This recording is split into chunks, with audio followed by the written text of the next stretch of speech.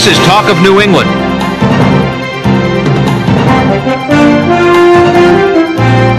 With Barbara Anderson and Jim Braude on New England Cable News. Welcome to the Talk of New England. I'm Barbara Anderson. And to quote Admiral Stockdale, who am I and why am I here? I'll answer one of those questions. I'm Jim Braude. That's it? True. That's true. And tonight, we're going to do question 3, which is on the ballot in Massachusetts in November. Question 3 would require most packaging in Massachusetts to be reduced in size, reusable, or made of recycled or recyclable materials. And we're going to discuss it so that you, along with me, can find out just what this means to us as consumers as well as to the Massachusetts economy. But before we do, in light of the fact that we're sort of in a debate sandwich here tonight, we're right in the middle of these presidential and vice presidential debates, we felt we should spend a few minutes talking about what everybody's been talking about all across America. On Thursday night, Barbara, you probably heard that there were 209 uncommitted voters sitting in the room at that presidential debate. And actually, the most famous uncommitted voter whom I know would have been there were it not for the fact that in a major news story here last Sunday night, Barbara Anderson right there announced that she would be voting for, may I quote you, George Herbert Walker Bush. What did you think of George Herbert Walker Bush on Monday or Sunday and Thursday, Barbara? Well, I thought he was fine. Though I have to tell you, I've changed my mind 3 or 4 times during the week, though I am back to George Herbert Walker Bush right now. Because he did so well. But I have two and a half weeks to go to make the final decision. I thought the first debate, when the next day everybody announced that George Bush had been eviscerated by Bill Clinton, I thought George Bush had won that. I thought that he and Ross Perot together made Bill Clinton looked like a little kid who was just allowed to sit in with the adults for the evening.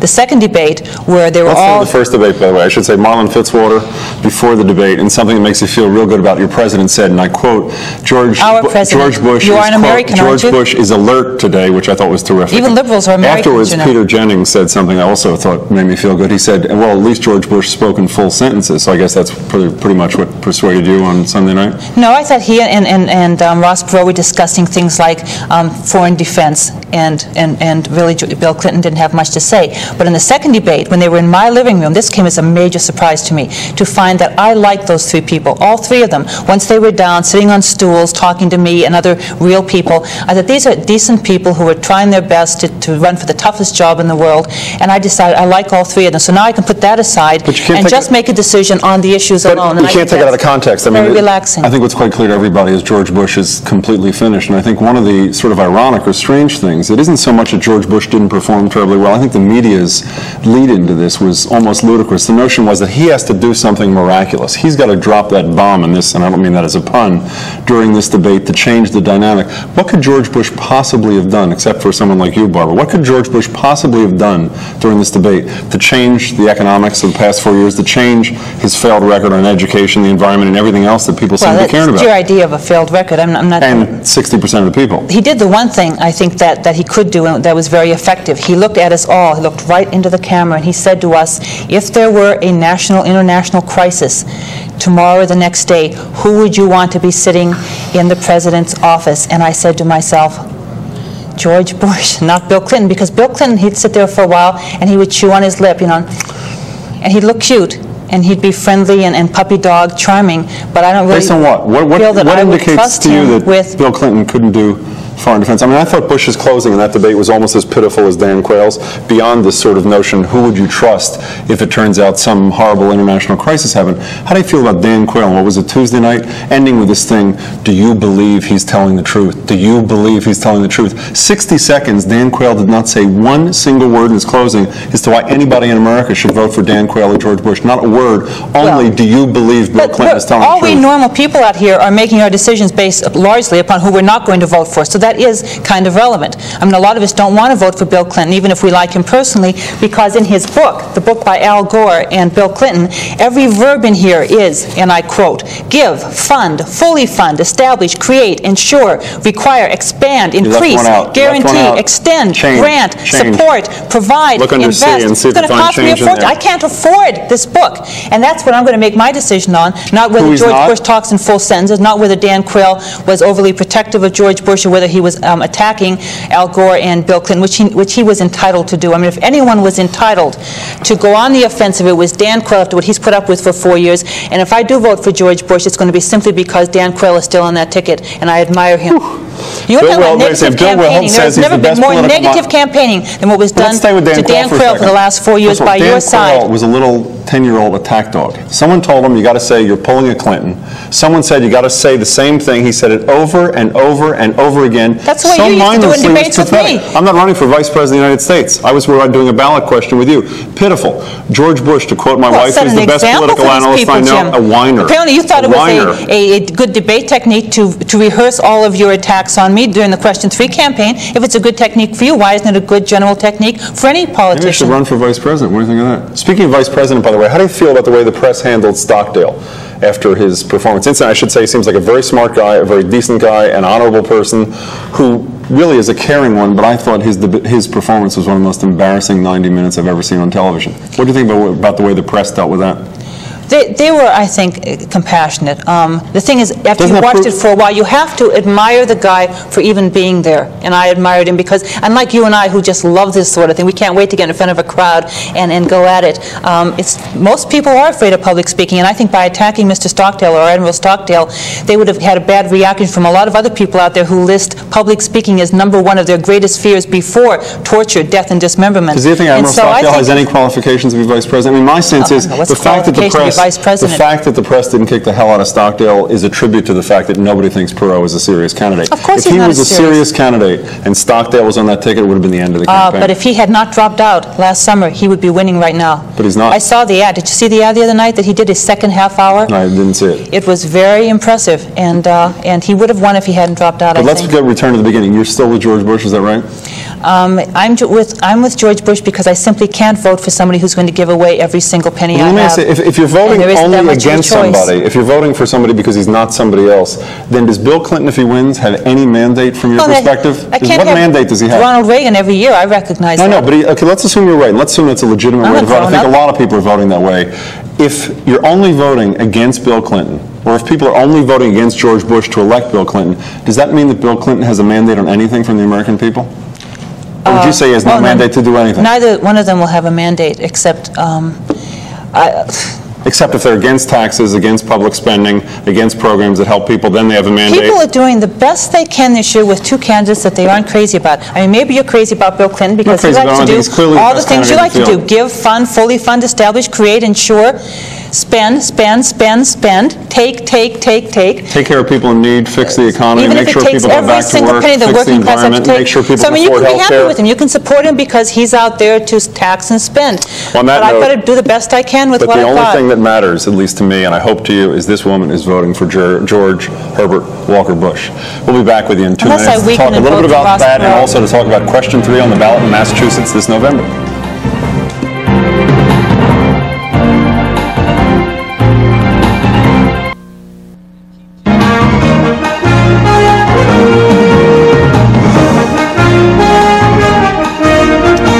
Welcome back to Talk of New England. We're here to discuss Question 3 on the Massachusetts ballot, which is also a broader issue of the environment versus jobs, things that other people in other states and the rest of the country can also relate to. The guest here for the No on 3 side is Chris Flynn. And Jim, you introduced the Yes on 3 side. Yes, thank you, Barbara. This is the woman, I just want to make clear, who's voting for George Herbert Walker Bush. I just want to get that on the record. Is that a problem? You don't know for a fact yet because we've got 2.5 weeks to this election, and I still have some more time to think about this. Fine. Back to Question 3. And on the proponent side, the director, correct, of the Recycling Initiative campaign, Yes on 3, Amy Perry. Welcome to both of you. Thank you. Amy, before we start and get into sort of all the arguments about what this is going to mean for people out there, could you tell us factually in maybe 15 or 20 seconds what Question 3 would do if it passes on November 3rd? Sure. And everyone can look at the same thing in the voter book, with which people presumably have at their home. Question 3 would require that most packaging used in Massachusetts meet one of 5 different environmental standards by mid-1996. The standards are either to reduce packaging, to use recycled material or recyclable material, and if you can't meet one of those standards, apply for an exemption. So that's basically what Question 3 does. One of 5 environmental standards by 1996. Brief and to the point. Chris, factually, anything wrong with what Amy said? Yes, the standards they're 5, but there are really only 2 that are legitimate for 95% of the product. She admitted the fact that the bill also creates 3 new huge state bureaucracies. The exemptions are things that you have to pay fees for, and there are penalties up to $25,000 that will affect both small and large businesses in the state. Amy, most of that factually right? Other than the adjectives, other than the big bureaucracies, factually correct at least? Well, disagree with the big bureaucracies, disagree that only 2 of the options are viable for 95% of the packaging. On the penalties specifically, Chris, of course, didn't note that those are optional of up to a certain level and only for repeated and continual violations. So that's a decent start anyway. We're fairly wait a minute, close. wait a minute. Now Chris gets a quick chance to respond. Was what she just said factual, or was there something wrong there? Well, it's factual from the standpoint, you may not get 25,000, you may get 10,000, it's up to 25,000. It is not factual. 95, the 3 of the, we can get into the standards when we get into the debate, but 2 of them are legitimate, the other 3 are really, 2 of them are phony, and 1 of them is just for... Chris, I got news for you. I think we're already into the debate. All right. Yeah, and we're having a problem with that factual part because obviously they're going to disagree on the basic premises here. The thing that's tough for all of us who are going to have to make a decision on this is that it's a very complicated issue. And the thing I've admired about what Chris has done is that his side simply asks people, if they want to make a decision on this question, to call them at a 1-800 number and get a copy of the bill. Now, that's a pretty courageous way to deal with this issue, because they're assuming that if people actually see the bill you drafted, Amy, they're going to vote no. And that, Just stop there for a second. Yes. How many people have called you and asked for a copy of the bill? First of all, it's not a 1-800 number, it's a P.O. box that they can How many people have written in and asked for it? Over 2,000. Okay. There was a number on the television, wasn't there? I thought I saw a No, number on the ad. it's a P.O. Box 4512, I believe, that they can write into. We've also, in our ads in the paper, have had cutouts that they could send right back in, and we'll Is send the it out. inference, by the way, that if they ask the yes on 3 people for a copy of the bill, they refuse to give it to them? Is that what you're saying? No, the inference is that if somebody looks at this and actually reads what they're being asked to vote on, they will vote no, because otherwise they wouldn't make this offer. I would disagree with that. I think it's a very clever ploy by a California ad agency. Every voter in Massachusetts already has a copy of this. We would encourage people to read it. We've been encouraging people to read it for the last 5 years. People have this. It's not a play. I mean, Amy, we want people to read this. I'm comfortable, if anyone reads this, that they will vote no on this. But everybody already receives this. Wait a second, Chris. Voter information booklet. Everybody got in the mail as Amy's. Wait a second, Chris. Everybody got it. Every potential voter in Massachusetts. A couple of million people. I haven't gotten mine in the yet. back. Well, you'll get it. I didn't get mine. I didn't get mine either. Well, I got mine. If they can read the print, they're welcome to read that. And just So your point is because the print is smaller here and you have a larger, so it's better we want coming from people to you? read it. If they can read it in that It's still a very good there. point, which is a lot of people, when they have a Otherwise, ballot we'll send question, it to don't you. read this because we don't want you to really understand what it's about. They're saying, read it, and then if you read it, and I looked at it, and the first time I saw it, when it was first a piece of legislation, Amy, I looked at this and said, they're not going to do this to business in this state, are they? So it does work. If you do read it, I couldn't possibly vote for something like this. Yeah, But in fact, it's kind of funny that so far we've been criticized for false and deceptive advertising, and that has been the primary focus of our advertising. In addition to many other points. We want people to look at it. We want people to read it. We don't have any problem with that. We don't have any problem with people reading the legislation. We are proud of that. We encourage people to use the voter registration book, Safe Paper, but if they don't have it, Even we'll if you send read to it, guys, it's tough for all of us to say, what does this mean to us as consumers? Let me just ask you It's tough something. for anybody to One more understand. second. Just on the Yes. reading thing, for both of you saying if you read it, you're really going to come out against it. There's a guy by the name of, Bill Weld, governor of Massachusetts, who is, I believe, the honorary co-chair of the Yes campaign. My assumption is, maybe you know something else, Barbara or Chris, is the inference that Bill Weld probably hasn't read this thing, which is why he's naive enough to be saying yes on Well, if I look at today's question 3. Herald op-ed piece that he did, he either has been misinformed or misunderstands it. So reading the bill doesn't make any difference if Bill Weld did. He was blatantly wrong in 3 or 4 points in his article. I think it probably doesn't. Bill is into this thing called the environment. He's doing the environment as part of his thing, and he was going to support this before he saw the But the bill. governor has read it. The governor, I've seen the governor's copy of this bill. Down the margins has a lot of questions, a lot of comments. He was very involved in the drafting and redrafting of the legislation and in all the negotiations over the last year or so in the legislature. He knows what's in it, and he supports it. So doesn't the 50,000 small and large businesses in Massachusetts who we represent to oppose it. And I think they have a little bit more knowledge in what affects their Than Bill business. Weld. But I don't, Well put. I don't understand. I did this today. I went down to pick up my newspaper at my little grocery store where I shop, And your okay? newspaper was in this little thing And here? right next to the checkout sorry. counter was this little Symphony bar, this little, for 25 cents you would get this tiny little, now I know when I bought it I was doing an environmentally bad thing. I should have bought the huge 16-ounce Symphony bar, but if I did that, what I I would have would've eaten done. it, I know, and then eaten it. Having nothing to do with the environment, I But should say, you could choose to be nutritionally correct here, environmentally correct, so I decided I'd get the size that was all I wanted to eat, so I bought this little one, even though the packaging on the big one would have been more inch for inch, more efficient. Now, how does this affect my ability, this question 3, does it affect my ability to pick up a little tiny piece of a Symphony bar wrapped up when I leave the checkout counter with my newspaper on Sunday morning? Well, nothing would have to happen until 1996. You have to keep that in mind. There's 4 years' time for packaging to meet any one of 5 but I'll different still be a standards. Well, can relatively we just young stop on person that in and see if 4 we can years. agree on one thing? Do we at least agree, Chris, with that nothing happens if this thing passes on November 3rd till 1996? Well, no, what's not true is that the businesses have an opportunity to respond to this because the regulations don't get promulgated to a year before, and we don't find about exemptions until 6 months before. So someone who... The answer yes or no? 96 it goes into effect or earlier? No, 96 it goes into effect. Fine, What's okay, deceptive fine. is that you have 4 years Sorry. to respond to it. Amy, back to Symphony. What is this? We're probably giving these It's people candy bar. thousands of dollars of free advertising. Symphony. There's How's a it very change? there's a very specific exemption in question 3 for any packaging, flexible packaging like that. You can crush it up. It's flexible packaging that comes into direct contact with food. If that is necessary, This is repackaging of the repackaging bill. Let's That's not go true. and look at the actual language. And you know you're being deceptive. We I'm not. debated this It says issue. It's flexible film. That's not flexible film. It is too. That's aluminum and paper. Flexible film is a clear plastic wrap. You know that, No, and I know that. it is the That is exemption. what we debated. If the exemption has Who can't been agree? How is some small grocer supposed to know whether this is flexible film or... That's the purpose of the regulations, where Chris and I, I'm sure, will both sit on an Oh, so advisory we have to committee wait to till advise the regulations go into effect to regulations. find out what this thing means. If you look at the bill and look at the section that gives us that part or layer of the package, which is composed of a flexible film, which is in direct contact with the food item, and for which a packager has verification as provided in section 8A2 of this chapter, so they have to have the verification. Well, Chris, now that we Which- put everybody to now, wait sleep a in our second, audience, wait a let me ask second, an let's easier finish. question. Okay, but That such that's the point. flexible The point film is this is what a necessary. grocer has to figure I think out. this is an important point. How about an easier one? Fine, let's, no, this one's... This is Let him cereal. finish it. Let him Go ahead. finish it. This is an important point, and this is the other repackaging. They're going to tell you the inside cereal bag now is exempt when they were during negotiations saying it was not. That's not true, Chris. It is That is not absolutely true. true. If that flexible film is necessary- Now, wait a second.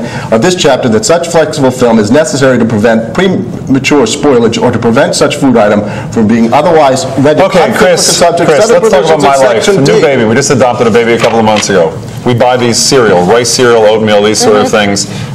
Bigger package, not this kind of thing. How's that affected, Amy, by question 3? The cereal is in a plastic bag. It's in a plastic bag within this cardboard box. Well, obviously, Chris and I disagree. The bill was specifically written to exempt that flexible film package that If we go to July cereal is 24th, contained in. 1991 letter to the governor explaining the exemption after it was added after much debate when Amy did not want to add it. Chris, why don't you It tell was us how added it a works gen- rather No, than this is a presenting. small paragraph. Added a general D exemption to cover flexible film. Film, that's not flexible packaging. the example he Film just- is a but the example subcategory he of just- packaging. Hold on. I hope all Which the is in grocers direct in this state are contact watching this with so they perishable understand it. food items They and don't for have which to a understand it. packager has verification that such flexible film is necessary to prevent premature spoilage. Fine. Now, wait a second. Time. First of all, perishable food is defined in the state code, open date code regulations, and it's any food which has a shelf life of 60 days or less. That's Okay, what we've been thank you. going What if on. it's 61 days? Hold it a Then second. you have to repackage. What if it's If we 60 and can, a half hold it, days? everybody. Repackage. John from Brockton, you're our first caller. Do you have any idea what's going on here on Talking New England? And welcome.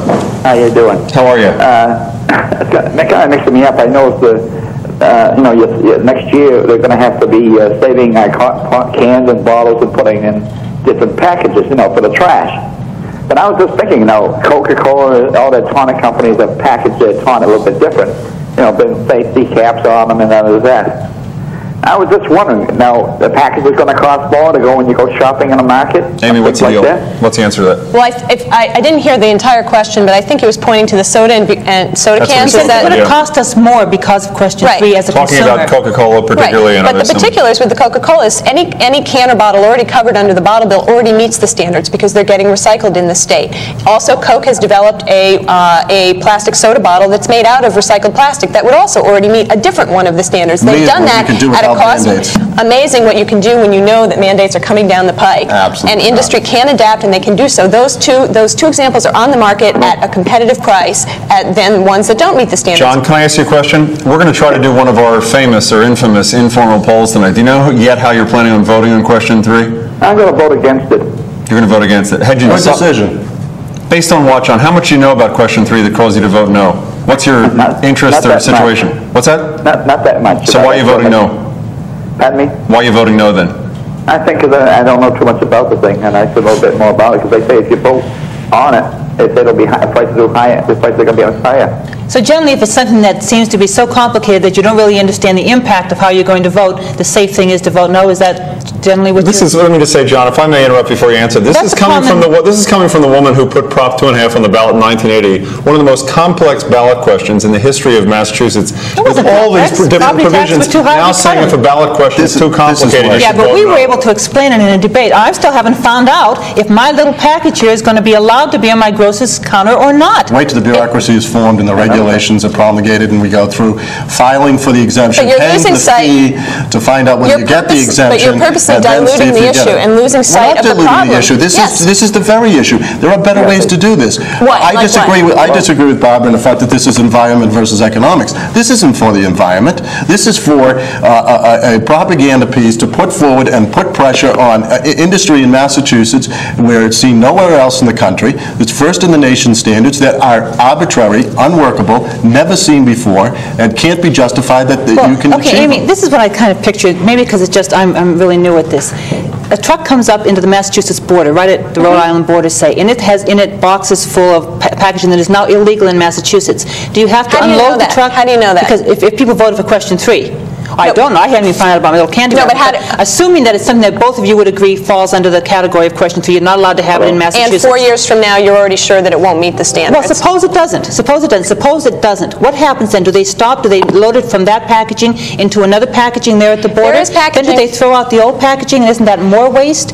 There is. That's exactly the image they want you to create. That's what I'm saying. How about letting her answer the question? Yeah, I don't What's the understand. answer? The simplest answer is that there is packaging already on the market that meets those standards. The kinds of industries that will be given a boost under question 3 are the ones that have already said, we can do this, we can meet this challenge, and now we're going to be given a chance, because everyone who sells packaging in Massachusetts is going to need to make it in one of these ways. So what's someone who brings packaging into the state going to do? They have to make it different for Massachusetts than they do for Connecticut? Not necessarily. Not necessarily. And perhaps I think that goes back to what are the standards. You can either make it less, smaller than you used to. That's a funny exemption, and you know it. Let's let her finish. Let's let me hear it. What are the standards? Quickly. All right. You can either make it less, you can make it reusable, you can make it out of recycled content, or you can make it recyclable. If the package, for example, is made out of a certain kind of plastic that's already being recycled in Massachusetts, that's acceptable. That would be acceptable in Connecticut, it would be acceptable in Vermont, it would be acceptable anywhere. So you're saying that because they have to deal with Massachusetts, they should change it for all the states? They don't necessarily have to change it. They don't necessarily have to change it. If the material that packaging is made of, for example, if that material is getting recycled in the state at a higher rate by 1996 than it is now. How many of the packages, name how many of the packages that are going to meet these 50% rates that you've set out in the year 2002.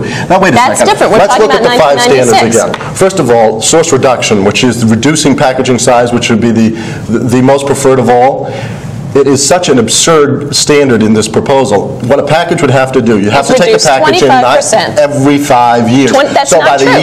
The bill says every 5 years. Right, but by 1996 it would have to be 25% less than it is in 1991. 25% in the next 5 years, and another 25%. After 5 years, there wouldn't be any packaging left, would there? Or they would that's what I'm trying to say. In another 15 Someone's not years, you've got necessarily going to take 75% reduction more than once. They would reduce for the first set of standards for 1996, and then they have the option of how to meet one of the other standards. So for the What next if they point. went the whole 5 years, you'd have a minus 25% packaging? Would you have to carry it home in your pocket? Wait a second. Did you just hear what Amy said? Amy said meet the 25% reduction in the first 5 years. So you put that investment to reduce your package, and then in the 5 years' time, well, then you'll change your package again. Chris, can we just stay here for a second? Everything that Amy said so far, you said, is either disingenuous or a rotten idea. Let's get back to what I said before. If you did a poll of everybody watching the show, in fact, everybody in Massachusetts, and said, who is probably the single most pro-business person in this state? At least from the average. Wait, let me finish it. No, Jim, I'm not going to let you finish because you don't want to talk about the issue. Wait, fine. But you talk well on every single issue in Massachusetts seems to be the champion of business. Here he is passionately, outwardly, regularly, almost every day saying this is good for the economy, good for business, good for the environment. Why is he wrong and why are you right? What is he missing? Tell Bill Weld, if he's watching tonight, what's wrong with this question that he doesn't understand yet? I can't speak for Bill Weld. No, speak for yourself. Tell him. Speak to him. I can speak for the 50,000 small and large businesses who we represent. Who are they, by the way? I don't mean give me the names of all 50,000. They're my members, grocery stores, supermarkets, they're restaurants, they're manufacturers, they're companies representing the largest coalition. There are 400,000 AFL-CIO unions who we represent. We're all opposed to this.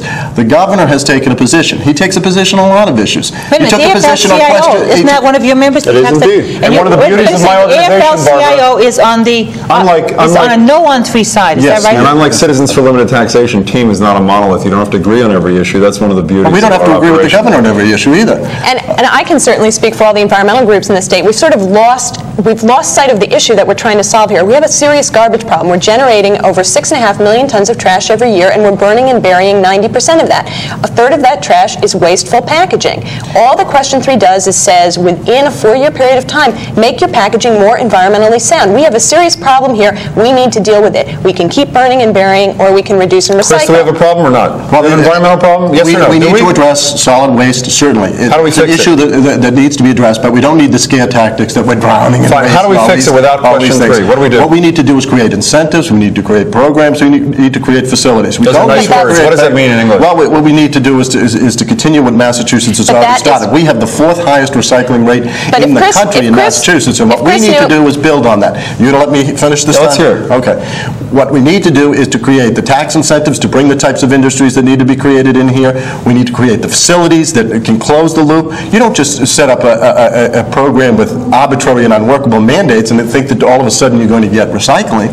This isn't about recycling. This has nothing to do with recycling. You get a chance to respond when we get back. There's a little bit of heat in this room, I should say. There may be some in your living room as well. We'll be back in 2 minutes with your questions. Call in, Talk in New England with Barbara Anderson and Jim Braude.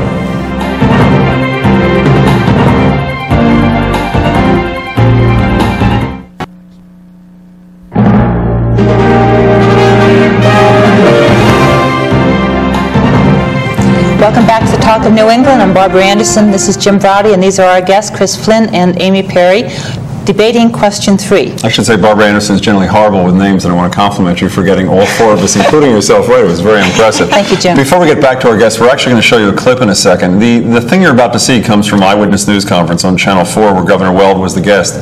The beginning, he's commenting on what was then the new resolution of Question 2, corporate tax reporting, put on the ballot by my organization. And then he gets into some comments about Question 3. So let's watch that clip, and then we'll return to our guests.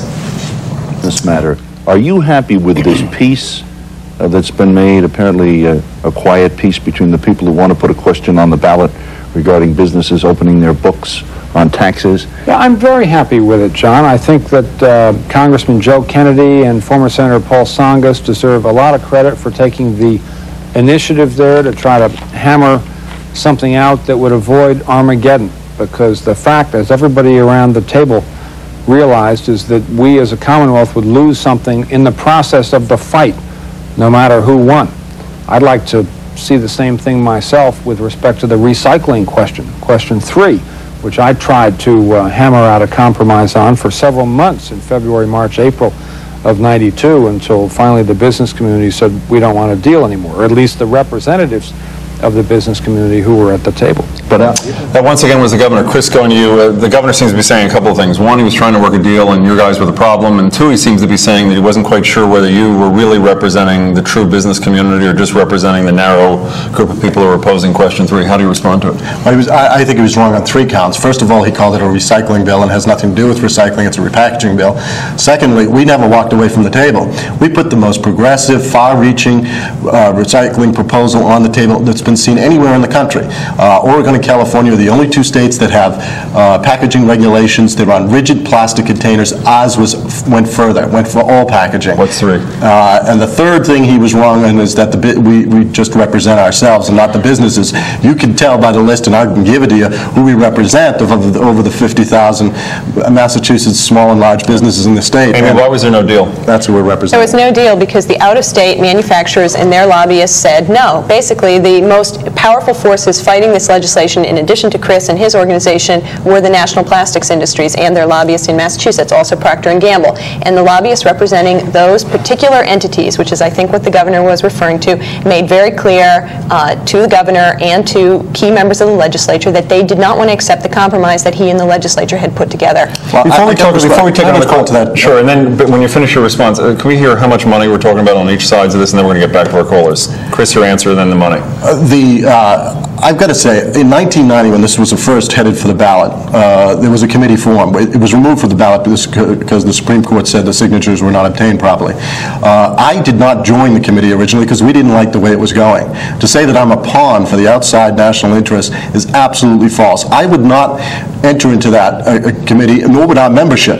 The supermarkets and those people have spent so much time trying to be pro-environment. If all these interests and all these parties didn't come to the table and try How much money are we talking about? At the same time, wait a minute. When we talk about out-of-state interests like Procter & Gamble, I use their toothpaste. So let's not talk about it as the evil empire out there. I don't mean to say Naturally, they're they don't evil want to come empire. in and have to repackage everything different for Massachusetts than they do, or at least for larger businesses, because at the end, the smaller ones could still use the old packaging, but the larger ones would have to use a different packaging. You can't blame them for being a little upset about that. But let's hear what Carmen from Cambridge has to say about this. We're looking for another vote on our poll. Hi, Carmen. Hello, how are you this evening? Hi, Good, my welcome. comment is to Amy, and I just wanted to say, Amy, that a minute ago when you were talking about the standards for this recycling proposal, you sound as ridiculous as this proposal is. They are unreasonable standards. It seems to me that you don't even include the groups of people in the inner cities where most of the trash comes from. You don't even reach those people. A lot of people don't even participate in the programs that are already set up for recycling. So I think that you need to try to capitalize on what is already set up and try to reach more people and make sure people are aware of what you're trying to do. And it is a scare tactic. It's saying if you don't want to go along with what we have set for you to do or go along with these means that we've already arranged, then you're going to have to do this. So it is saying that, and I think that's why a lot of people will be against this proposal. Carmen, do I take that as a no vote for our poll here? Most Sounds definitely. I also live in Cambridge, and just 2 days ago, I took my bottles and stuff out. I don't like it, but I do it. But what can I tell you? But I think, but the callers... Well, a lot of people in Cambridge don't do it. No, you're right, Carmen. You're probably one of the few people that do. My block's pretty good, but you're probably right. Amy, what's the response? But I think, I'm a bit confused by her comment, because what is happening around Massachusetts is that recycling programs are getting set up in cities and towns. Town after town after town now has recycling programs. And for how long? But you still don't reach the people where most of the trash comes from. No matter what you do, you put out information packets that go to where? The upper middle class neighborhoods. Well, that's an interesting question. Sure, they get out. Right. They're going to recycle.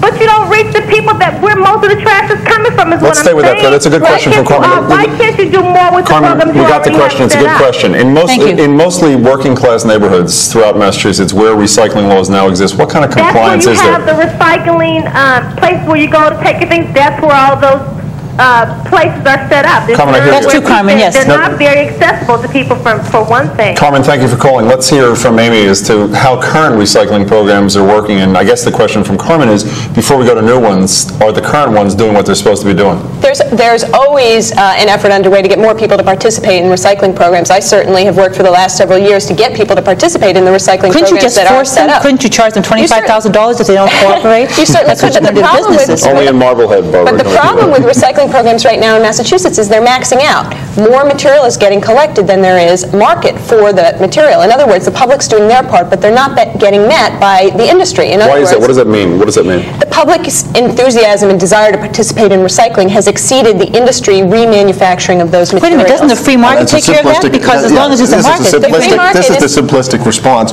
to the fact that markets fluctuate. The fact is that we have the fourth highest recycling rate in the country.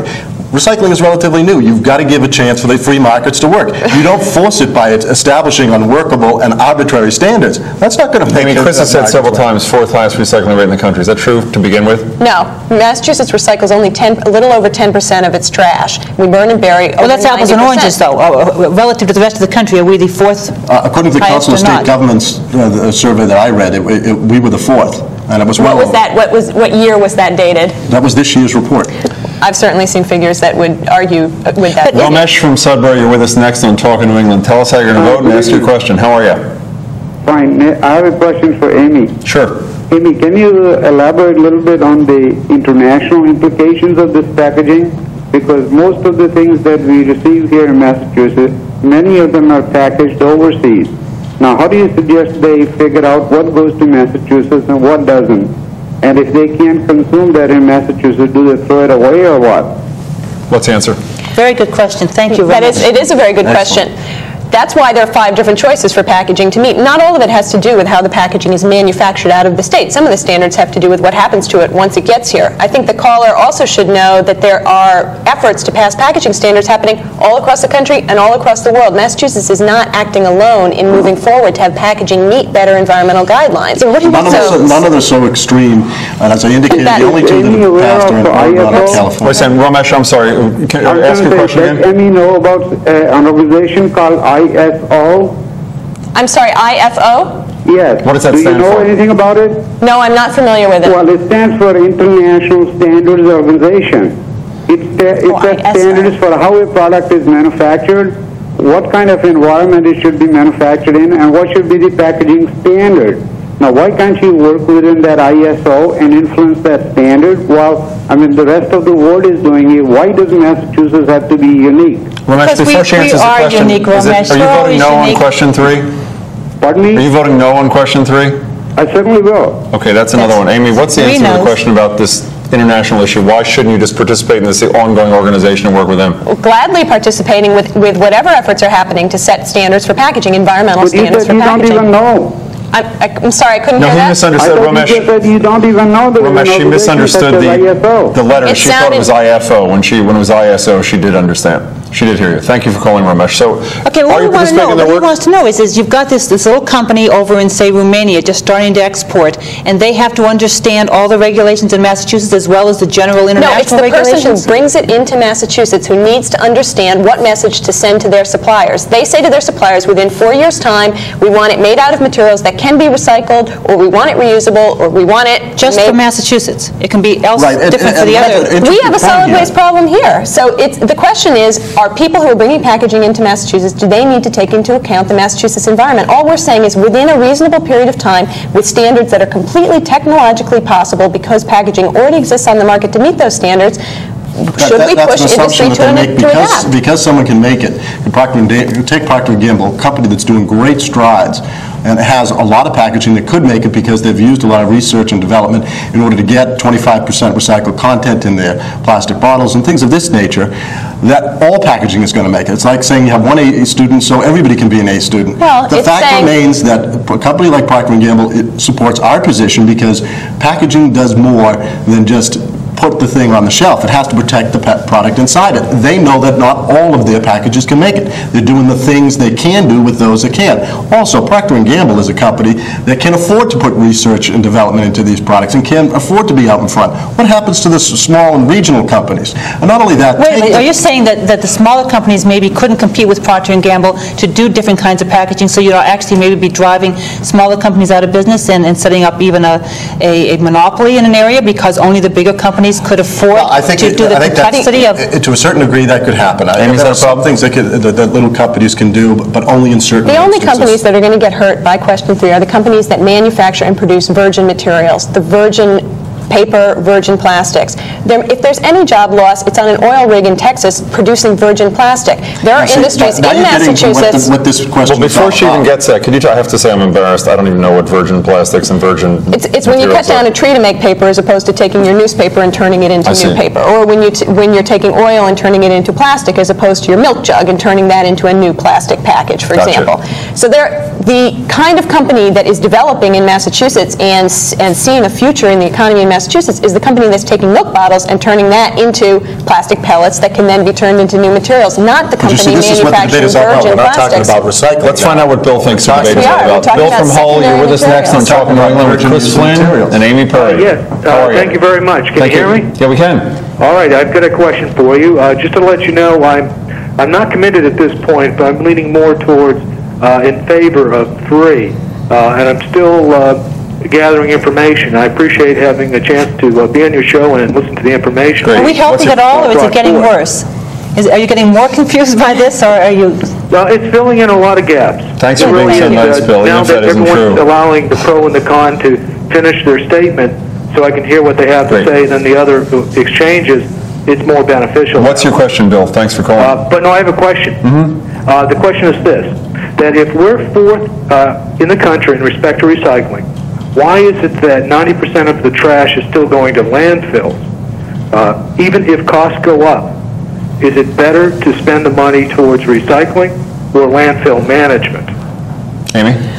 Well, Bill, it's 90% is either burned or buried. Only about 40% is now going to landfills. About 50% is getting burned. And I think his point is very well taken. We are already paying as taxpayers to burn and bury. While I disagree with Chris's assumption that costs would increase, let's assume for the moment that they do.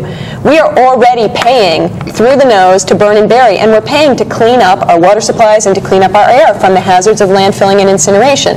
How can generating less trash, how can reducing and recycling cost us more? The packaging we're talking about here, though, isn't this type of packaging that's polluting landfills and, yes, it is. And water, yes, it is. It's the trash that's going into the landfills and incinerators, which lead to pollution. Yeah, you're giving the impression that a box of cornflakes is going to pollute my water? It is scary if it's packaging is one-third in a landfill, and packaging, particularly if you're talking about food packaging, is probably the least likely to be the types of things that are contaminating your water supply and things of that nature. And Chris, let me ask you, doesn't address correcting it. Chris, almost everybody in the state that I see, poll numbers show that people are tremendously concerned about the environment. Yes, tell us clearly, without tell us specifically, if this is a bad idea and if it goes too far, tell us concretely, tell us one concrete thing your committee would do to improve the situation without question 3. Well, we've already done that. Hey, we're under no preconceived notion that this thing ends because one thing on the let's ballot. hear it. One thing. Hey, leave him alone until you answer the question. You're not giving him a chance to answer the question. I told you, we've already done that. Look at our bill, which was filed in the legislature last year. Why don't you tell me? I haven't seen it. Will you let him answer the question? We said if you could set packaging standards at a reasonable level, and I got to tell you, I took a lot of flack from this from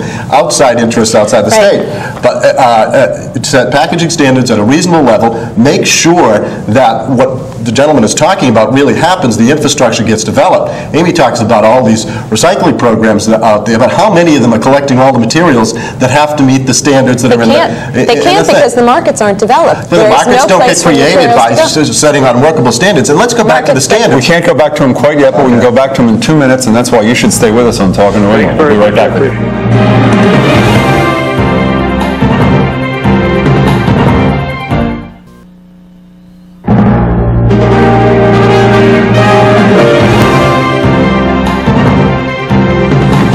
Welcome back to the Talk of New England. I'm Barbara Anderson. This is Jim Browdy, and we're talking about questions. Are you paying attention? She yelled at me during the last... But I didn't hit him yet.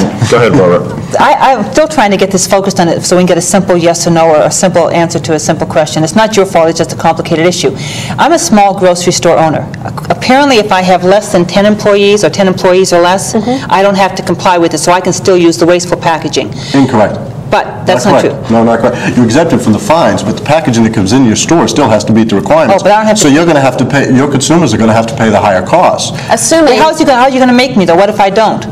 And there's no fine. Well, because it won't get into your store. The first recipient of that package in the Commonwealth, or the person who brings it in, is going to have that package meet the standard. I mean, is that so? Can I help him out by not having 10 employees? I mean, if I didn't have 10 full-time employees, then... No, the packaging still has to meet the standards. Every package that comes into the state is going to have to meet the standards. It's going to have to meet Before you answer this, are we going to the point meets. where you're going to say that if someone's got 11 employees, what they're going to do is fire a couple of people so they can come under the threshold? Or I just want to know, could they have, say, 9 full-time employees and have everybody else working part-time to avoid this? And you're saying... No, it doesn't get into part-time. See, I didn't understand this, so maybe other people don't either. Full-time employees. It's yes, just it does. 10 It's 10. employees. No, that's not accurate. It's 10 full-time employees. It's 10 full-time employees. Chris, while you're flipping the pages... Say it is, then... What happens, like the grocery store where I shop, they have 5 full-time employees and a lot of students who work part-time. So they don't have to... Can I read from the bill? What happens to them? No retail seller who employs fewer than 10 employees shall be considered to be a packager. What does it say full-time? What does that mean, Amy? It meant in the draft that anyone who employs 10 full-time employees. Wait, this is a law. What it meant doesn't matter. It's amazing what this thing means. All right. The more you look into it. It doesn't say it's full-time. Fine, okay, so let's say it's full-time or part-time. So what else in all the in your legislative legislation isn't the negotiations. same as in your literature? Because that's a major point. That's what I want to know. I mean, if the Well, but you food were thing is talking a about, big thing. but fixing, in 1990, when I'm question 3 was confused. flawed, your position was if there are little flaws like this, we'll just go to the legislature when we win, and you didn't. But it makes a When we win difference and to me fix it in whether the it's 10 legislature. employees or 10 full-time employees. Well, why can't they fix that And it makes a after difference to my November 3rd? grocery store owner who has But that 5 goes right back full-time to Barbara. employees. Why do we and- have to wait until the thing passes to find out whether 10 employees? Yeah, that was Why do we have to- why do we have that was a legitimate argument, Jim. Why do we have to wait for God knows when to solve our solid waste problems? We It's don't. very We sat down simple. and wanted to talk Yeah. this up with you, but all you want to do And is all go to a ballot. No, all you wanted to do is support a bill that Chris and Amy, we don't have a lot of time. Amy, by the time November 3rd comes, how much money are you going to spend on this campaign? less than $200,000. Chris, how much? As much as it takes to win. Well, what does that We're going to mean? win this How much have you campaign. spent so far?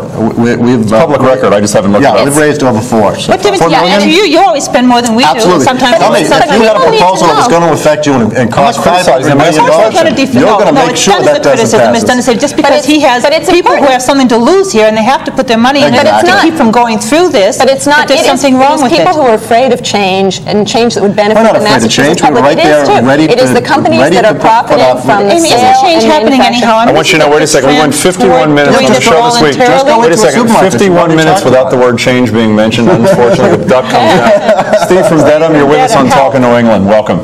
Hi. How are you? Hi. I'm a little confused here. I don't know why. I think we are. Well, it seems like that we're going back, and you just mentioned about the CLT petition. It seems like the person or the group that had the most money made it win, which, Jim, I guess that was your group. We had a few more And bucks, yeah. I voted for Barbara. So. You did? At least you're How are you honest, going to vote guys. on this one, seems like- Steve? Excuse me? Have you decided yet how you're going to vote on this one? We're taking a poll. Well, it seems like that I'm going to vote for it, but I don't think I'm very well informed, and that's why I want to address my question to Okay.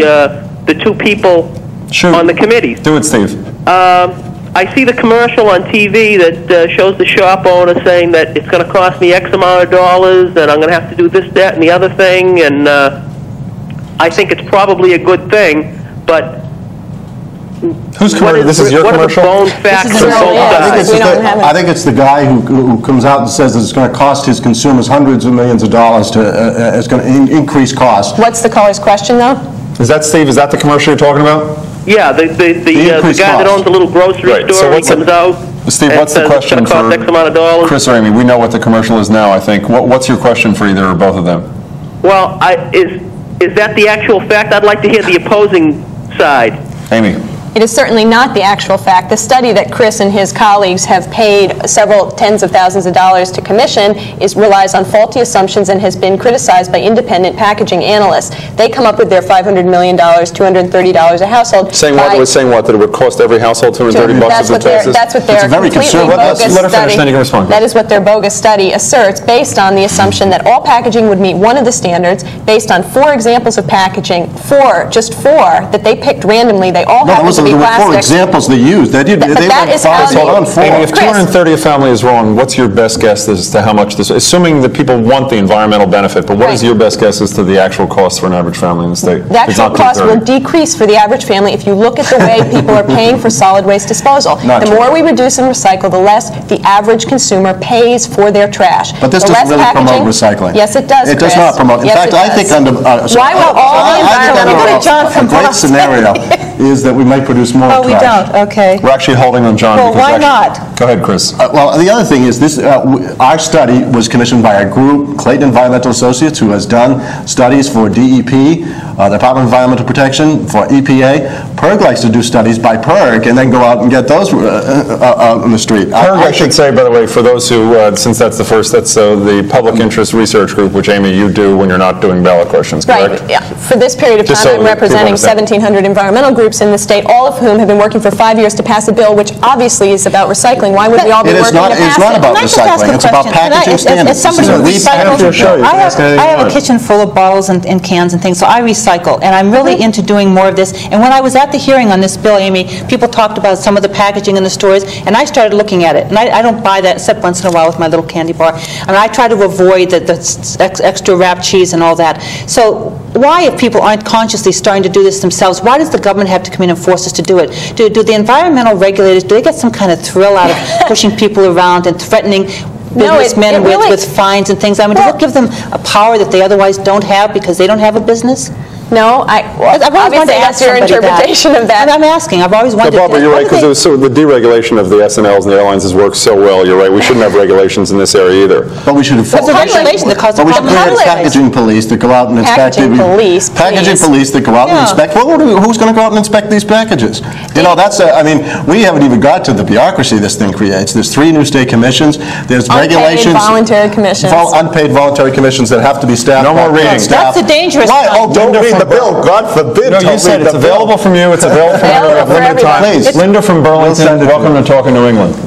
Hi, yes. I was wondering if this bill is going to affect a person who has a neighborhood store that has a takeout business that makes like submarine sandwiches or any kind of deli type of item. Is that you, Linda, by the way? Is that your business? I work in a business here. I see. That's a very good question. And I was wondering, is this going to be an added expense to the proprietor to have to start rewrapping their takeout food differently? Well, absolutely, it's going to be an added expense. First of all, how many people are in the store? About 8. Are employed?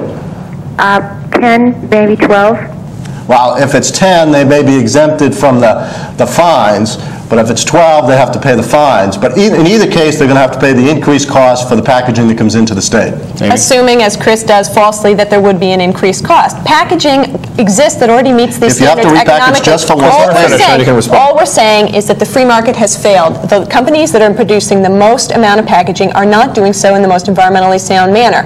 But to answer Barbara's question, no, it's not a thrill to regulate. It's a desire to have the public's effort to reduce and recycle matched by an industry effort. And they have needed a kick in the pants in order to do that. These volunteers really love it, don't they, when some businessman has to come in and say, am I allowed to do this, am I allowed to do that, and they get to stand there with all that power, especially the volunteers, you know, otherwise don't have any power in their lives, and they get to say, you will do what I say, or you'll pay a $10,000, $25,000 fine. I mean, don't think it's sort of a power thrill? I don't know, but I do know that recycling is going to fail unless the markets increase, and that's what this bill is geared to do. You're not giving the free market a chance, really. Have they? No, the ironic thing is packaging, as far as packaging and solid waste, over the last 20 years, has actually reduced by 1%.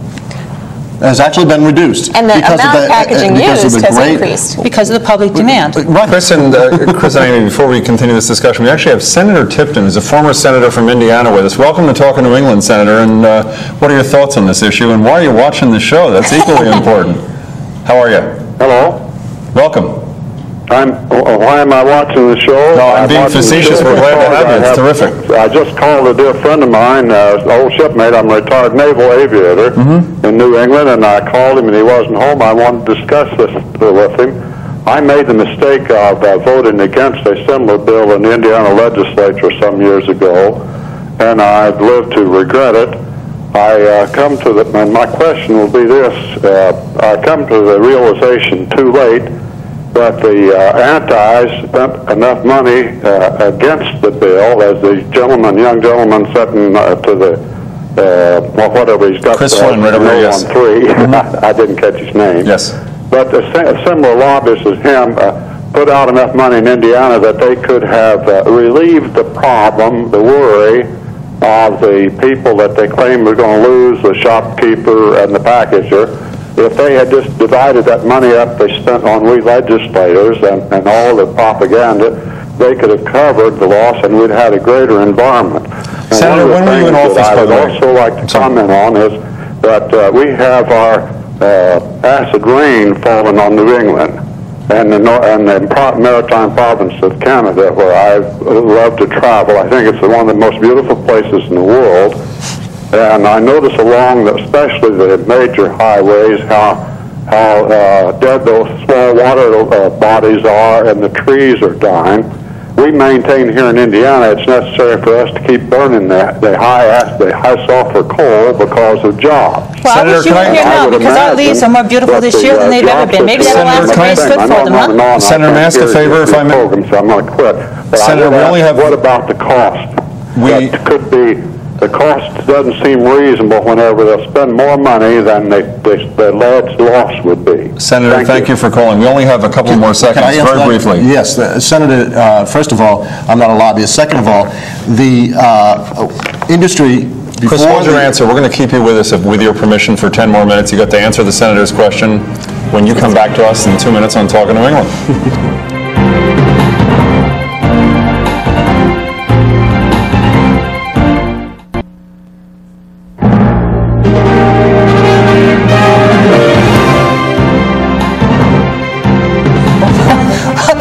Talking New England, this is Barbara Anderson, Jim Braude. Barbara's manipulating the informant poll. I want to make sure just looking at her notes, she's manipulating this poll. 3 no's and 1 leaning yes and 1 leaning no and another 1 leaning yes. Having said that, Chris, you wanted to answer former Senator Tipton's question, comment, whatever it was. Yes, I got to say that, yes, we're going to spend a lot of money. We're going to spend a lot of money when your livelihood's affected.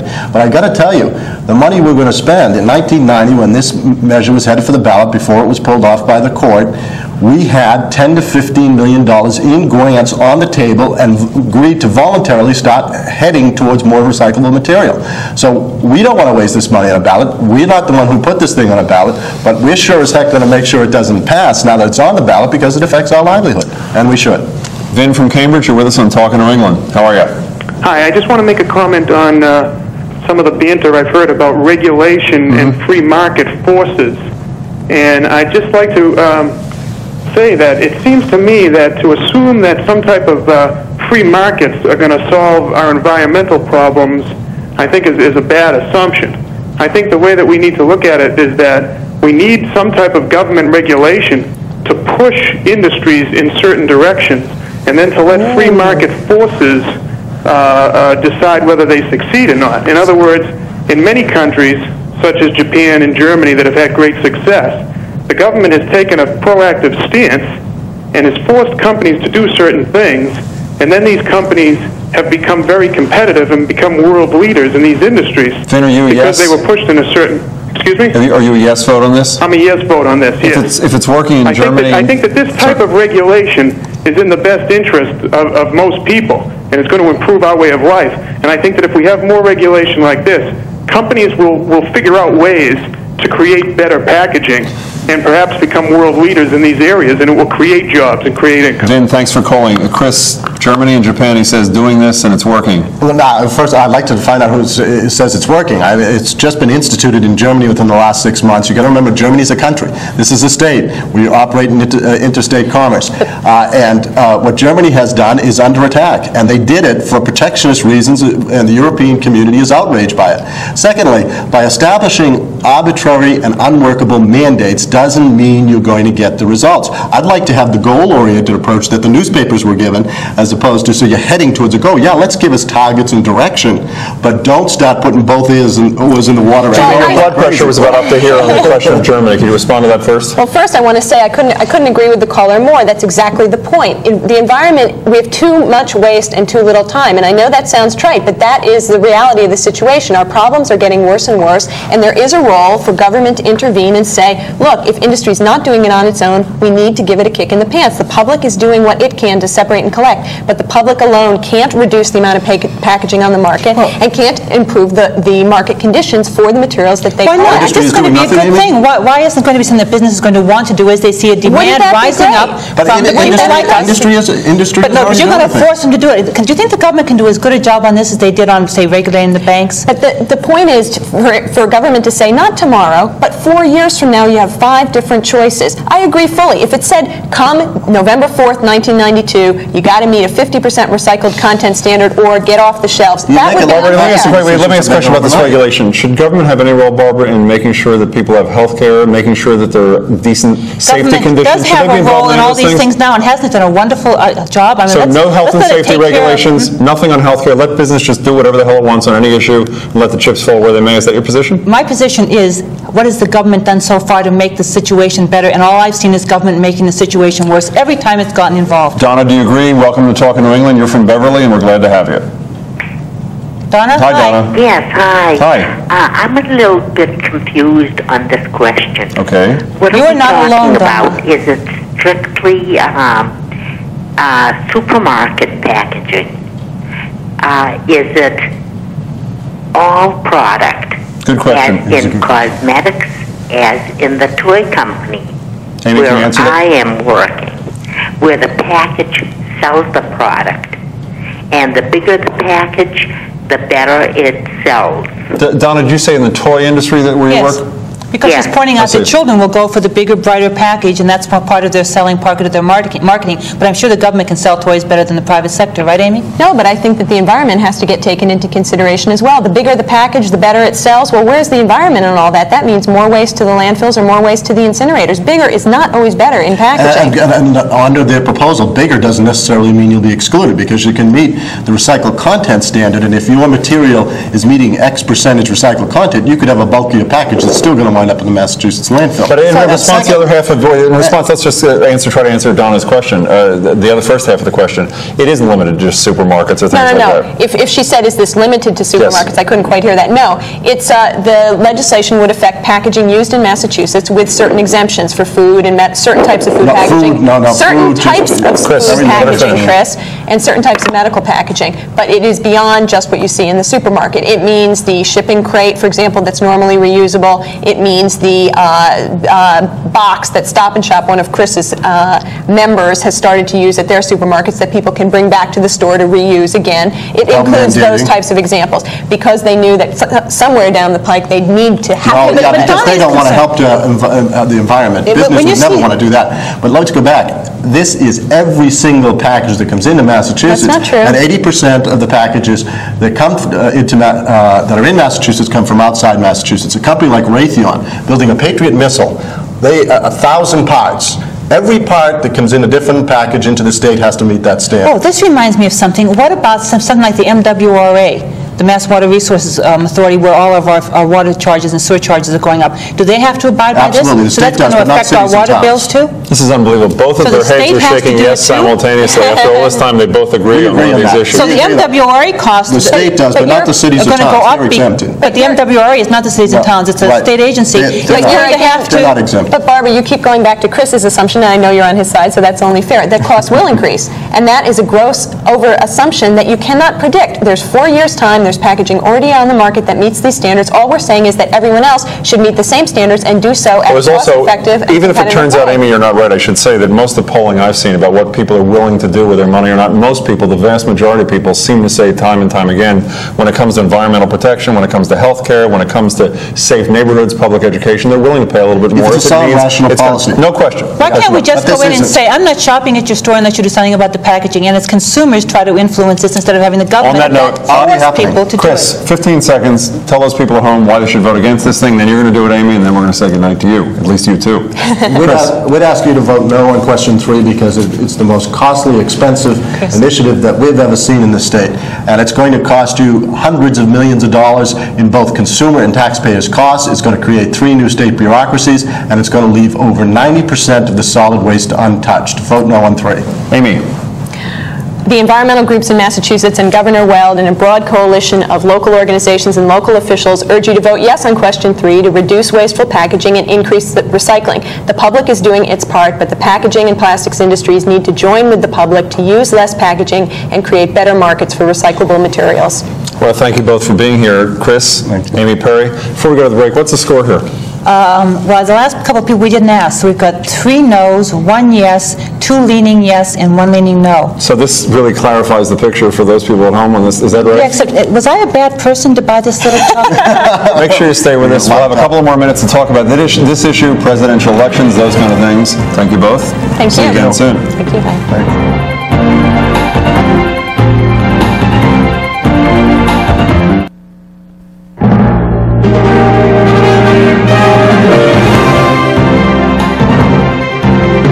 Welcome back to the Talk of New England. I'm Barbara Anderson. And I'm Jim Browdy. and our guests have just left, and I hope that it's a little clearer to you what we're doing on question 3. You still have time to read this ballot question in your little red booklet or send away for it, and read some of the op-ed pieces. There's one in the Herald this morning with Governor Weld and a opponent of question 3 that might be helpful. I don't know. For the last 15 minutes, what we're going to do is we'll be glad to take further comments or questions, at least comments. I'm not sure we can answer all the questions about question 3, but we're also going to return simultaneously to presidential politics. So, Bob from Newburyport, question 3, presidential elections. It's your choice. Welcome to Talking New England. How are you today? Good. How are you? Fine, Bob. How are you? I'm still up in the air about question 3. I haven't informed myself enough about it. I'd rather speak about the presidential campaign. Before you do that, can I ask you a question? Sure. And please be, again, kind with the answer. Did you learn anything from this debate that will hopefully help you be more informed when you vote on November 3rd? No. Well, one honest guy in the crowd.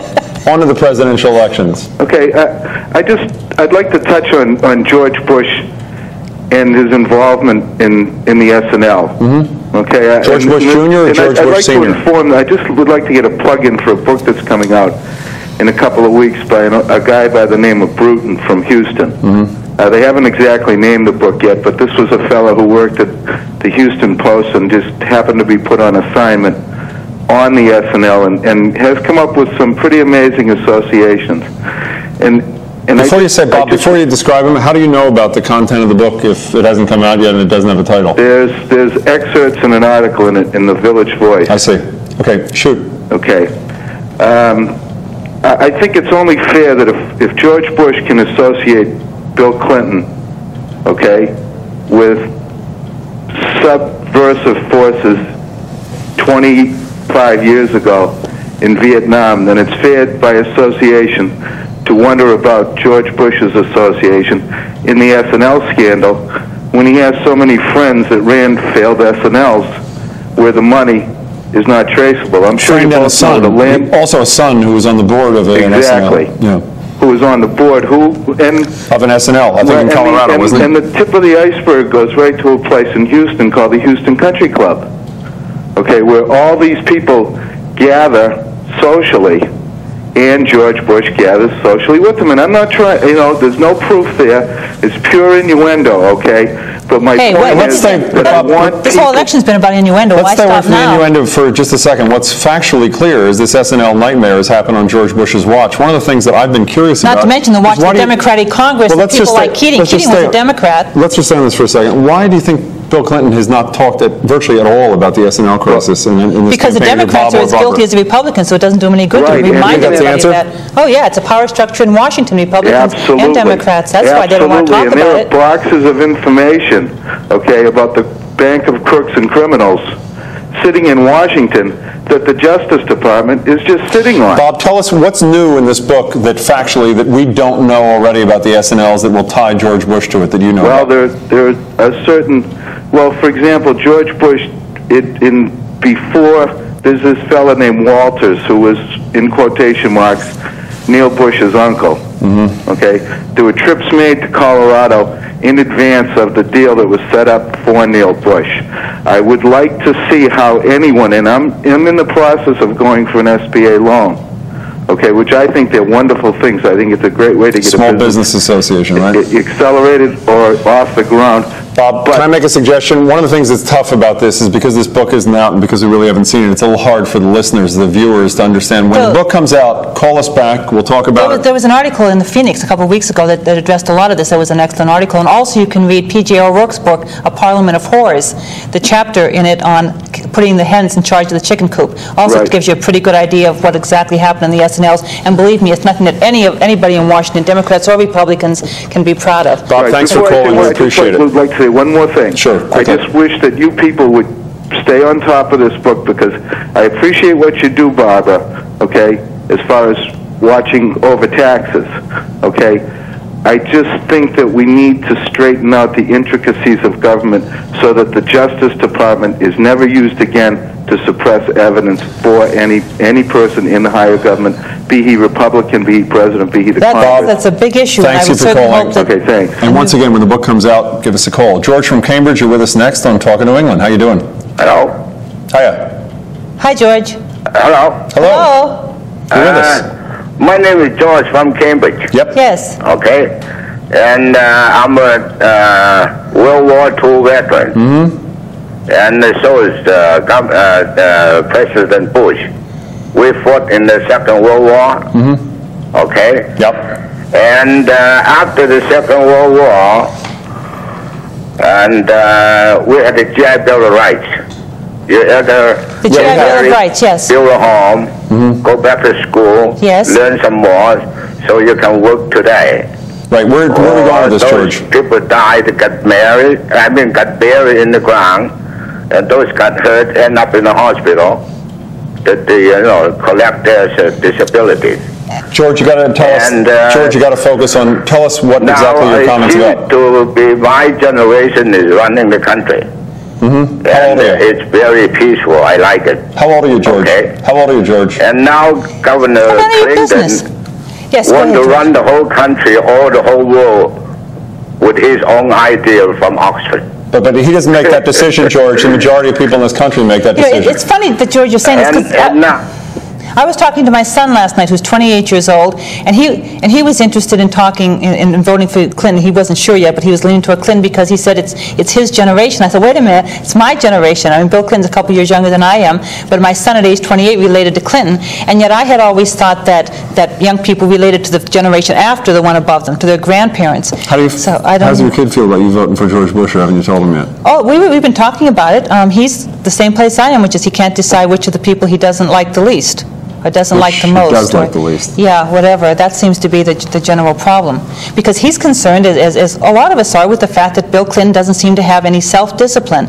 So we're concerned about his, reading his book, that he is simply going to not be able to say no to anybody because he wants to be liked, which is a nice thing about him, but he's going to be saying yes to every special interest group, like all your special interest groups. I mean, in this state, we have a governor who at least says no to you once in a while. One of the things, what if he doesn't say yes? It's going to hurt my son's generation a lot more than my generation. Let's talk about so-called special interests. One of the things that George Bush tried to do, and I think moderately effectively, was saying their teachers and their teachers' unions. Those horrible teachers' unions, those are those special interests. Both of them have endorsed Bill Clinton.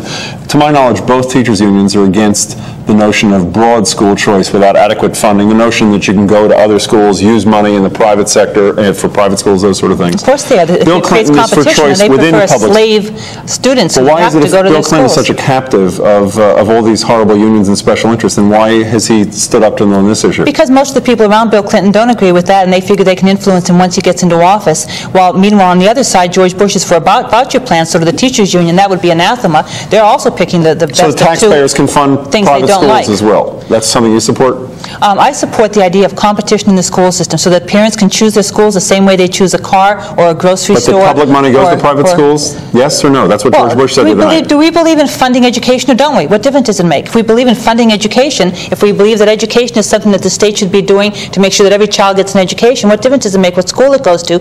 Unless you happen to be a teachers union that doesn't want competition, so that a parent who doesn't like what the public school in the neighborhood is doing can take the kid out and take the kid to another school, whether it's private or another public school or a parochial school, whatever it is. Barbara, you may be surprised to hear most teachers' unions are not against the notion of school choice if a couple of things happen. One, the money stays in the public school system. Two, there's guarantee that low-income families get access to transportation and the kinds of things that make school choice work for wealthier families, not just...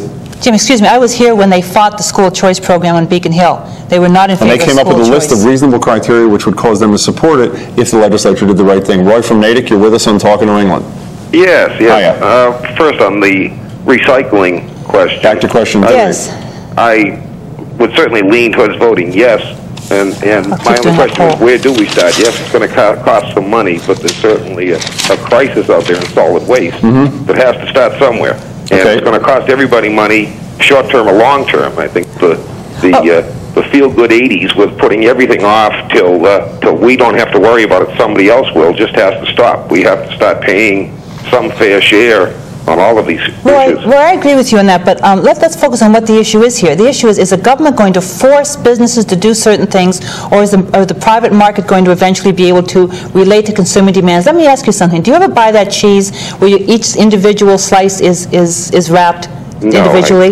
No, I don't. Have you ever bought the detergent where you get the softener in separate capsules for each load of wash instead of pouring it out of a bottle? Let's assume we did. What's your point? Well, what I want to know is are we as consumers going to sit back and say the government's got to do something about this, or are we going to take responsibility for our own lives and go out there and say to our grocer, as I said to my grocer, I said, I don't want this kind of packaging because it's too hard to recycle it, and they'll respond to this. Well, then, Barbara, why don't we waste Are we going to take responsibility? The government going to come in and start pushing people around with fines and regulations? That's a great idea. Why don't we do this? Why don't we put out our own fires? Why don't we police our own neighborhoods? Why don't we put together our own armies? Where do you stop? If government shouldn't intrude into this to make sure you can breathe. You put them in every single corner of your life? No, you make sure that the air is clean, you make sure the water is drinkable, you make sure your neighborhoods are safe and your kids are well taken care of and well educated. Ron from Stoughton, you're with us on Talking New England. Welcome. Hi, Ron. Hi, Ron. Ron from Stoughton, are you there? Hello. Hello. Are you here, aren't you? Yes. Hi, Yeah, Ron. I am here. Hi, Ron. How are you? Yeah, good. I have to turn my TV down. That's okay. Okay. Now what would you like? Anything you want to say to me in the interim? We're ready for you, Ron. Okay, I'm against 4. 3. Hello? 3 or 4? Well, that packaging The bill. thing we're just doing is question 3. We'll get to question 4 next week. You're against it. Why? I just tuned in. I'm against that packaging bill. That's question 3. Why is that? I think that'll start another government agency. I'm not into any more taxes. No way. There's no way. Even the opponents, at least from what I heard in the hour plus that they were here, nobody talked about new taxes. This doesn't have to do with taxes. That's to do. It does? Well, who pays for the government agency? Well, as a matter of fact, they're voluntary government agencies. They don't cost anything. They were proposed, from my understanding, Barbara. Isn't that an oxymoron, a voluntary government agency? 2 of the 3 agencies. No, they're boards on which volunteers sit. 2 of the 3 agencies were proposed by the opponents. The question the environmental police aren't going to be paid? You're going to have just volunteers going out being environmental police? Yeah, of course it's going to cost us sounds money. like another tax to me, you know? I think your instincts are good. And it sounds like, another thing like free health care for everybody. That's, a thing I heard on TV with Clinton there, and that just doesn't sound right. Well, liberals, Ron, want to make everything available to everybody, and of course it's not going to cost anybody anything. Well, hopefully, Ron and Barbara, if I may, hopefully it's not just liberals talking about health care who want to make sure that no matter what your income is, no matter what your job situation is, you're able to make sure that you, your family, your parents, your kids have health care. Not exactly a left-wing notion, but a pretty mainstream notion. I think that will notion. eventually close down a lot of companies, because my company has 700 employees, and if they have to give everyone free health care, that's going to be unbelievable. Wait, your company doesn't provide, what kind of health care do they provide now? Any? Yeah, I have no health care. Incidentally, I should say to you that while I wish Bill Clinton went further than he is proposing to go, Bill Clinton is not mandating. Bill Clinton is not mandating that health care be free to employees. He's bought into a plan that guarantees that employers provide something. So it's a little bit different than what you're talking about. It's not going to be free. Companies are going to pay for it. Well, a lot of people are going to lose their jobs. The question I've always wondered, why is it up to companies to provide health care? I mean, why are we connecting our health care with our jobs? Great, let government provide it, which I think is a far better idea. I agree with you completely, Barbara. There you go again with the taxes. Ron, thanks for joining us. What's wrong with government providing health care? What's wrong with government insuring, not providing, but insuring, instead of zillions of insurance companies, making sure the single payer notion like they have in Canada? What's wrong with allowing government to ensure that it's cheaper, administered at less cost, and guarantee that the 40 million people who don't have it have it? All government ever ensures is that it's not going to work. It's going to get totally screwed up, cost a fortune, and we're all going to be running campaigns against the system. And the next time there's a presidential election. You get health care at work? Yes, I do, and we have to pay a fortune for it. I'm not at all happy with the system, but I know one thing can be worse, and that's the government doing it. Joe from Saugus, you're with us on Talking New England. Welcome. Yes, hi, how you doing? Good, how are you? Okay, my question I have is, George Bush keeps talking about 1% across-the-board tax cut. What is a person like me who makes $20,000 a year going to do with $1 a week on the average? I haven't even heard him talk about those tax cuts anymore, frankly. I think that was the campaign when he was trying something new. I think that's pretty much a dead issue, but surely it's not going to be Clinton was talking about actually the middle-class tax cut before anybody else was, but I don't think they're going to do any tax cuts. The question is, how much more are you going to be paying, Joe, if Bill Clinton is going to do everything in his book that he says he's going to do for everybody? What's it going to cost you? We should read the Boston Globe today, which does an analysis of the Bush attack on Clinton. The whole notion that he's not just going to tax foreign corporations like domestic corporations. He's not just going to tax people over $200,000, but this notion, as was said by Dan Quayle, that if you make more than $36,000, Bill Clinton's going to tax you. What the article concludes is that this has, and this is fairly typical for the Bush-Quayle campaign, it has absolutely nothing to do with the facts, but they will never let the facts stand in the way of a good argument. The Globe thinks that Bill Clinton's going to win because they're already starting to criticize his administration by pointing out that this infrastructure infrastructure program he has to create jobs isn't going to work. It's going to cost so much Speaking of more jobs, than any jobs it ever creates. Joe, thanks for joining us on Talking New England. I should say a couple of things. One, Bill Clinton is going to win. Two, I hope people are going to stay with us next week to find out if, in fact, Barbara Anderson is still supporting George Bush. And next week's topic should actually be an interesting one in light of what Barbara said. The only word that I've heard used more in this debate over the past couple of months than change is the word. It's a four-letter word, jobs, J-O-B-S. What we're going to do next week is spend a little bit of time on question 4, the final ballot question before you, and a lot of time, probably most of the hour and a half, talking about jobs. Whose plan is better? Can either candidate create jobs in Massachusetts? And don't forget the environment is a large part of that discussion because sometimes you have to choose, or you seem to have to choose, between environmental programs and jobs. And we're going to discuss all of that next week on Talk of New England. So make sure you're with us. We'll be with you. Thanks.